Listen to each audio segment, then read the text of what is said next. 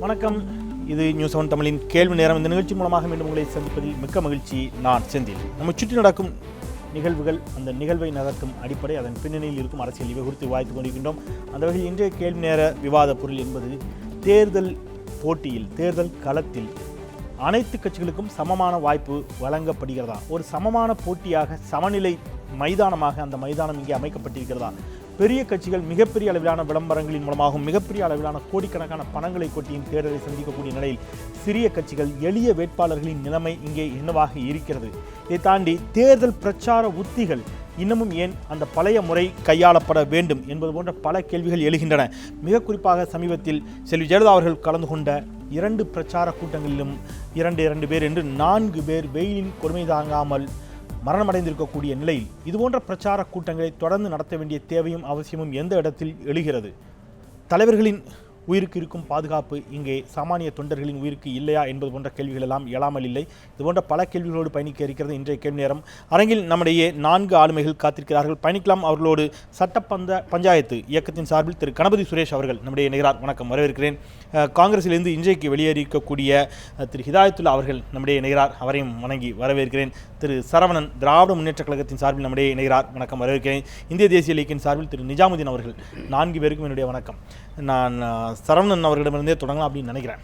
ஏன்னா அஇஅதிமுகவினுடைய பிரச்சாரத்தை பற்றி நம்ம நிச்சயமாக ஆபியஸ்லி மற்றவர்கள்ட்ட கேள்வி வைக்கலாம், மற்ற தலைவர்களிடம். இதை தாண்டி திராவிட முன்னேற்ற கழகம், அதிமுக, இந்த 2ம் இன்றைக்கு பிரதான பெரிய கட்சிகள், 2 பெரிய திராவிட கட்சிகள் அப்படிங்கிற நிலைமையில் தேர்தலை இன்னப்பிற சட்ட பஞ்சாயத்து இயக்கத்தின் சார்பில் ஒரு வேட்பாளர் அவங்க எப்படி அணுகிறாங்களோ, தேர்தல் ஆணையம் ஒரு நடத்தை விதிமுறை வைத்திருக்கிறது. இவ்வளோதான் ஒரு தொகுதிக்கு செலவு பண்ணணும், இப்படித்தான் இருக்கணுங்கிற சில விதிமுறைகள்லாம் வைத்திருக்கிறது. இந்த விதிமுறைகளை 2 பெரிய கட்சிகளும் மதிப்பதில்லை, மீறுகிறார்கள் என்ற குற்றச்சாட்டு பரவலாக எழுந்து கொண்டே இருக்கிறது. பிரம்மாண்டமான பொதுக்கூட்டங்கள், ஏராளமான தொண்டர்களை அழைத்து வருவது, நாங்கள் எளிமையாக இருக்கிறோம் என்பதை பறைசாற்றுவதற்கு கூட ஏராளமான கோடிக்கணக்கான பணத்தை செலவு செய்யக்கூடிய தலைவர்கள். இது என்ன மாதிரியான சமமான போட்டியாக இருக்கும்?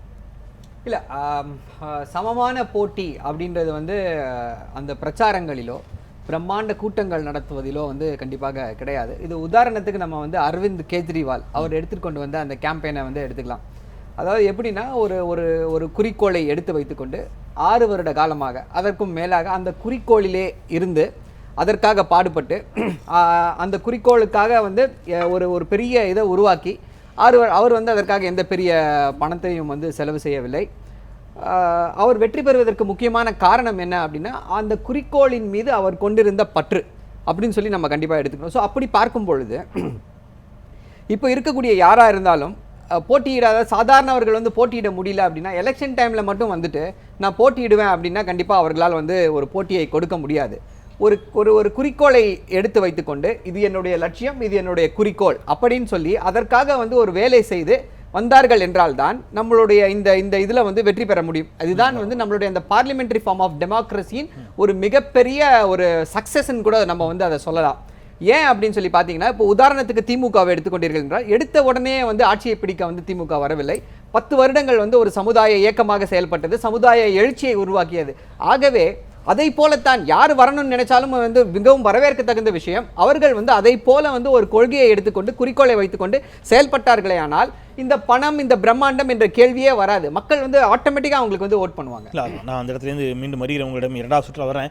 1967 அண்ணா முதல் முறையாக ஆட்சியை பிடித்த பொழுது திராவிட முன்னேற்ற கழகம் வைத்த வாக்குறுதிகள் கொள்கை ரீதியான முழக்கங்களைப் போலவே தான் அதற்கு அடுத்தடுத்த தேர்தல்களை சந்தித்ததா அப்படிங்கிற கேள்வி எழுகிறது. ஓட்டுக்களை எப்படி பெற்றோம், அல்லது என்ன மாதிரியான வாக்குறுதிகளை கொடுத்தோம், எவ்வாறு மக்களை கவர்ந்தோம், என்ன மாதிரியான பிரச்சார உத்திகளை முன்வைத்தோம், அது இன்னைக்கு சமூக வலைதளங்களை தாண்டி ஸ்டாலின் அவருடைய நமக்கு நாமே பயணம் வரை நீண்டிருக்கிறதுன்னு சொன்னால், கொள்கைகளை முன்வைத்து சந்தித்த தேர்தலுக்கான காலம் முடிவுற்று விட்டதா அப்படிங்கிற கேள்வி. நான் நாட்டு திமுக, நான் திருப்பி அடுத்த சுற்றுல நிச்சயமா வரேன். நாட்டு திமுக அடுத்த சுற்றுல நிச்சயமா வரேன். திரு நிஜாமுதீன் அவருடைய கருத்தில் ஏதோ குறிப்பிட முயற்சித்தீர்கள். கெஜ்ரிவால் அவர் கொள்கையில் கொன்ற பிடிப்பு தான் வெற்றி காரணம் என்பது சொல்வதை விட, திமுக, அதிமுக போன்ற பெரிய கட்சிகளாக அந்த பகுதியில் இருக்கக்கூடிய பாஜக, காங்கிரஸ் போன்ற கட்சிகளுடைய அட்ராசிட்டியும் பணப்புழக்கமும் பணத்தின் மீது கொண்ட அவருடைய மதிப்பும் மரியாதையும் தான் அவருக்கு வெற்றிக்கு அடித்தளம் விட்டது தான் காரணம். சரி, அப்போ அந்த வாதம் உண்மைன்னு எடுத்துக்கிட்டா, இப்போ 2 வாதம். இந்த தேர்தல் முடிவுக்கு பிறகு திராவிட முன்னேற்ற கழகம் நிச்சயமாக வெற்றி பெறும் என்பது அவருடைய நம்பிக்கை, அதிமுக வெற்றி பெறும் என்பது அதிமுகவுடைய நம்பிக்கையாக இருக்கும். ஆப்வியஸ்லி 2ல் யார் வின் பண்ணுறாங்கன்னு வச்சுங்க. இந்த 2 தாண்டி வேறு யாரோ ஒருவர் வெற்றி பெற்றால் நீங்கள் சொன்ன வாதம் உண்மைன்னு எடுத்துக்கலாம். இந்த 2 கட்சிகள் மீது மக்களுக்கு வெறுப்பு இருந்துச்சு அல்லது இருக்குதுன்னு. அது இல்லாமல் மீண்டும் அதிமுகவோ அல்லது திமுகவை மீண்டும் வெற்றி பெற்றால் நீங்க சொன்ன மாதிரி இந்த இரண்டு கட்சிகளின் மீதும் மக்களுக்கு வெறுப்பு இல்லை அப்படின்னு நம்ம எடுத்துக்க முடியுமா நான் கேட்கிறேன். அது வந்து தலைநகரம் கிட்டத்தட்ட எல்லோருமே படித்தவர்கள், வேலைவாய்ப்பு பெற்றவர்கள், வருமானத்தை பெற்றவர்கள். அது மாதிரி நாம் தமிழ்நாட்டையும் டெல்லியும் ஒப்பிட்டு பேச முடியாது. நான் இதை ஏன் நான் இப்படி பார்க்கல மிக குறுகிய காலத்தில் அரவிந்த் கெஜ்ரிவால் மக்களை ஈர்த்த அளவிற்கு, மக்களிடம் போய் சேர்ந்த அளவிற்கு, இன்னும் குறிப்பா 17 ஆண்டுகள் இல்ல திரு நிஜாமுதீன், இன்னும் குறிப்பா அவர் மக்களின் நம்பிக்கை பெற்ற அளவிற்கு மாற்று என்று சொல்லக்கூடிய தலைவர்கள் மக்களின் நம்பிக்கை பெறவில்லை. நான் சொல்றேன், இந்த மாற்றாக இன்றைக்கு நிற்கக்கூடிய அத்தனை தலைவர்களும் ஏதோ இடத்தில் திமுக அதிமுகவால் ஆதாயம் பெற்றவர்கள். அதான் உண்மை. அந்த நீரோட்டத்தில் கலந்து குளித்து வந்தவர்கள் தானே ஒழிய புதிதாக அரவிந்த் கெஜ்ரிவாலை போல 17-18 ஆண்டுகள் புதிய நீரோடையில் நீந்து வந்தவர்களாக இங்கே இல்லை. அதனால தான் மக்கள் அதே கண்கொண்டு பார்க்கிறார்கள். சென்ற ஆட்சியிலே விஜயகாந்த் அவர்களும் ஜெயலலிதா அவர்களும் கைகோர்த்தார்கள். இந்த நிலையை தான் நம்ம பார்த்துக்கிட்டு இருக்கிறோம்.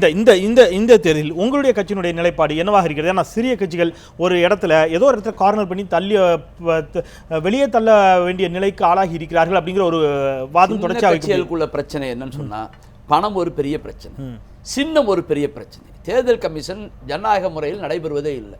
பெரிய கட்சிகளுக்கு 40 ஆண்டுகள் 50 ஆண்டுகள் ஒரே சின்னத்தை கொடுத்து அவர்களுக்கு புழக்கத்தில் விட்டு விடுகிறார்கள். புதிதாக வரக்கூடியவர்களுக்கோ அல்லது நல்லவர்களாக இருந்து சுயேட்சையாக நிற்கக்கூடியவர்களுக்கோ 15 நாட்களுக்குள் தான் சின்னத்தை ஒதுக்குகிறார்கள். அந்த 15 நாட்களுக்கும் அந்த சின்னத்தை 1,70,000 80,000 மக்களுக்கு 2 லட்சம் மக்களுக்கு கொண்டு போய் சேர்ப்பது என்பது முடியாது. அதற்கான பணமும் பத்தாது. அது ஒரு சிக்கல் இருக்கிறது. அதற்கான வசதிகள் இந்தியாவில் தமிழ்நாட்டில் இந்தியாவில் எந்த தொகுதியிலும் இல்லை. ஆனா உங்களுக்கு தெரிஞ்சுக்க நினைக்கிறேன், ஒரே சின்னத்தை 234 தொகுதிகளிலும் கொடுக்க வேண்டும் என்று சமீபத்தில் இந்த தேர்தலில் கூட நாம் தமிழர் கட்சிக்கு இரட்டை மெழுகுவர்த்திகள் என்று கொடுக்கப்பட்டிருக்கிறது. இதற்கு முந்தைய தேர்தலும் அவ்வாறு கொடுக்கப்பட்டிருக்கிறது. பெருவாரியான தொகுதிகளில் போட்டியிடக்கூடிய கட்சிகள் நீதிமன்றத்தை நாடி அவ்வாறான ஒரே சின்னத்தை, அதுவும் தவறு. இது ஒன்னொன்னுக்கு நீதிமன்றத்தை செல்வதும் தவறு. எல்லா கட்சிகளுக்கும் அந்த தேர்தல் கமிஷன் முறைப்படி அந்த சுயேட்சைக்கு எப்ப தேர்தலுக்கு சின்னம் கொடுக்கறானோ அப்பதான் திமுக கொடுக்கணும், அண்ணா திமுக கொடுக்கணும், காங்கிரஸும் கொடுக்கணும். ஜனநாயகம் என்று சொன்னால் மக்கள் ஜனநாயகம் இந்த நாட்டில்.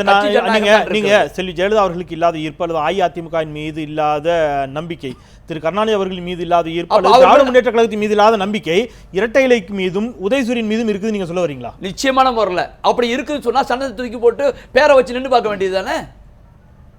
சின்னத்திற்கு தான் வேல்யூ. ஆமா, இப்ப நான் வந்து ஒரு கட்சியிலிருந்து தேர்ந்தெடுக்கப்பட்டு போறேன், எனக்கு ஒரு புதிய சிந்தனை தோன்றி ஒரு கருத்தை நான் சட்டமன்றத்தில் வைத்தால் கொரோனா வித்துறை மீறிவிட்டேன் என்ற காரணத்திற்காக ஜனநாயக உரிமைக்கு மரபுக்கு மீறி என் பதவி தூக்கப்படுகிறது. யாரோ ஒரு கருணாநிதி அவர்களோ ஜெயலலிதா அவர்களோ அவர்களை சிந்தனை தான் சட்டமன்றத்தில் செயல்படுவது வரைய மெஜாரிட்டி உறுப்பினர்களின் சிந்தனை செயல்படுவது இல்லை. மத்தியில் எடுத்துக்கொண்டு சொன்னால் சோனியாவுடைய சிந்தனையோ அல்லது மோடியோ சிந்தனையோ செயல்படுவது போலதான். சிறிய கட்சிகள் ஏற்கனவே அறிமுகமான சின்னத்தில் நின்று வெற்றி பெற்று ஏதாவது ஒரு வகையில் சட்டப்பேரவைக்குள் நுழையறதான விரும்புறாங்கன்னா இப்ப பழைய சின்னத்துல போய் திமுக நின்றாங்க, திருமாவளவன் ராஜினாமா பண்ணாரு, மூப்பனார் போய் வந்து உதயசூரியன் பார்லிமெண்ட்டுக்கு ராஜ்யசபாக்கு போனாரு, ராஜினாமா பண்ணாரு. இந்த முறை கூட அஇஅதிமுக அதனுடைய கூட்டணின்னு சொல்ல முடியாது, அதனுடைய தோழமை கட்சிகளுக்கு இரட்டை சின்னத்தை எப்படி தோழமை கட்சின்னு சொல்லுவீங்க? என்னைக்கு ஒருத்தர் வந்து அந்த உறுப்பினர் சின்னத்தை பெற்றுட்டாரு, இப்ப வந்து ஒருத்தர் வந்து அதிமுக கூட்டணி கட்சியில் நிக்கிறாங்க, அப்ப எப்படி நிக்க முடியும்? அந்த கட்சியுடைய உறுப்பினர் பதவியை பெற்ற பிறகு தான் அந்த சின்னத்தில் பயன்படுத்தி ஏ ஃபார்ம் பி ஃபார்ம் கொடுக்க முடியும். அப்ப அவர் உறுப்பினர் ஃபார்ம்ல கையெழுத்து போட்ட பிறகு அவர் கூட்டணி கட்சி நீங்க எப்படி சொல்லுவீங்க?